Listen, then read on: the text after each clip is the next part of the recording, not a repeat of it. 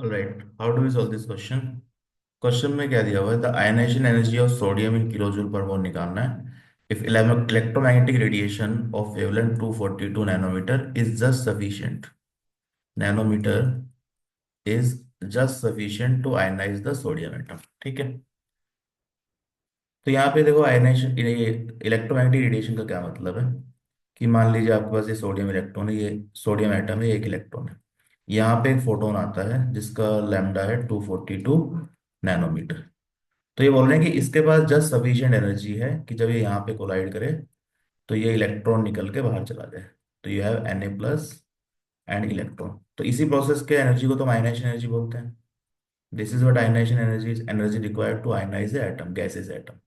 तो एक gaseous atom पे ये फोटोन स्ट्राइक किया तो इलेक्ट्रॉन बाहर आ गया। What does it means, it means कि ये जो फोटोन की एनर्जी है ये किसके बराबर है, आयनाइजेशन एनर्जी। तो ionization energy is equal to energy of photon.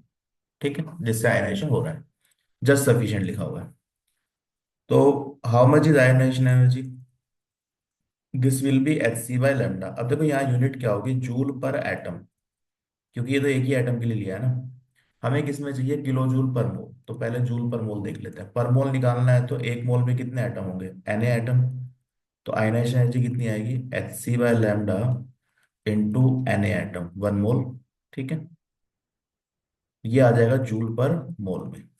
तो अब इसकी वैल्यू देख लो, H की वैल्यू क्या लिखनी है, तो H is 6.626 into 10⁻³ joule second, and Na is 6.022 into 10⁻23। तो बस वैल्यू रखने का काम है अभी यहाँ पे। ठीक है, 6.626, 10⁻34, 3 into 10⁸ 8, then you have 6.022, 10⁻23 divided by lambda. 240 nanometer, तो इसको मीटर में कन्वर्ट करना पड़ेगा। 242 इंटू 10⁻⁹। ठीक है, लेट्स ट्राई टू सोल्व। ये 23 है तो दिस विल बिकम -11। ठीक है, ये हो गया -2, दैट बिकम 6। तो फाइनली हमारे पास क्या आ रहा है देखो, 6.626 into 3 into 6.022 divided by 242 into 10⁻⁶ joule per mole. ठीक है, इसको 10⁻³ से डिवाइड कर दो, तो 6.626 into 3, 6.022, 242 into 10⁻³ kilo joule per मोल।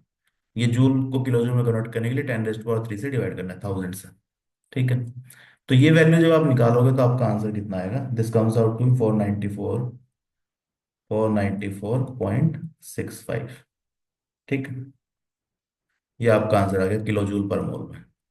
तो नियरेस्ट इंटीजर क्या आना चाहिए, 495 किलो जूल पर मोल। अब देखो यहाँ पे आप आंसर देखेंगे ना, एनटीए का आंसर देखेंगे या कोई भी वेबसाइट पे आंसर देखेंगे, तो आयनाइजेशन एनर्जी 494 नहीं है। द आंसर इज 490, सॉरी 495 नहीं है, answer is 494 kilo joule per मोल। ये आंसर दे रखा है। अब ये आंसर क्यों दे रखा है, क्योंकि वहां पे जो वैल्यू है ना, Na की जो वैल्यू है ये 6.02 ली है। तो अगर आप देखो Na को ले लो 6.02, 022 की जगह 6.02 ले लो, 10⁻23, और H को ले लो 6.626 इंटू 10⁻⁻34। तो आपका जो आयनाइजेशन एनर्जी आएगा that turns out to be 494.48। अब ये इतना माइनर डिफरेंस है, 494, 48 यहाँ पे 65, इसकी वजह से आंसर चेंज हो जाएगा। तो किसी ने ज्यादा एक्यूरेट वैल्यू ली है, देखो यहाँ तो ज्यादा एक्यूरेट वैल्यू है, यहाँ पे 6.022 है, तो ज्यादा एक्यूरेट वैल्यू तो उसका आंसर गलत आ रहा है। तो that should not be happening in an exam. ठीक है, तो यहाँ पे जो आंसर आएगा आपका नियरेस्ट इंटीजर में, that will be 494 kilo joule per mole. अब यही आंसर सबने सही मान लिया। तो my question is, why I can not take more precise value of Na, ज्यादा प्रिसाइज वैल्यू मैं क्यों नहीं ले सकता, ऑब्वियसली आई कैन टेक। तो मेरा आंसर तो 495 आएगा। तो क्वेश्चन में इट इज एन एम्बिग्यूटी। ठीक है, सिमिलरली Na अगर आप ले लो 6.02 इंटू 10⁻23, और लैम्डा को ले लो 6.26, 6.62 ले लो। ठीक है, 6 हटा दिया एक, then the answer is even closer. तब आयनाइजेशन एनर्जी कितना आ रहा है? It is 494.03। तो आपका ऑलमोस्ट 494 आ गया। तो my question is why I can not टेक Na to be equal to 6.022 into 10⁻23, जो कि ज्यादा प्रिसाइज वैल्यू है। Why I can do that दैट? उससे हमारा आंसर गलत क्यों आना चाहिए? तो यहाँ पे प्रॉब्लम क्या है, NTA should have given these values कि आपको कौन सी वैल्यू लेनी है।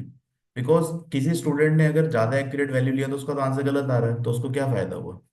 ठीक है। तो this in this question this is a problem actually. तो एनटीए को यहाँ पे वैल्यूज गिवन होनी चाहिए कि एच की वैल्यू आपको क्या लेनी है, और इफेक्ट सी की वैल्यू भी देनी होनी चाहिए। ठीक है, सी तो खैर हम सब एक ही लेते हैं। And this N A value should also be given, क्योंकि जो आंसर है that is going to be very very close. ठीक है। तो ऐसे क्लोज आंसर में then this this value should be given. ठीक है, तो ये समझ में आ गया कि यहाँ पे आंसर, अब नाउ बाय डेफिनेशन अगर हम देखें तो इस आंसर में भी कोई गलती नहीं है और इसमें भी कोई गलती नहीं है, बस एक्यूरेसी वाली बात है। तो आंसर शुड बी 495 और 494, both should be correct. But NTA ने जो आंसर दिया है दैट इज बिन 494। ठीक है, 495 नहीं दिया है। I don't know why they have not given it, but नहीं दिया है। तो this is a problem in the question. ठीक है, तो I hope this ambiguity is clear.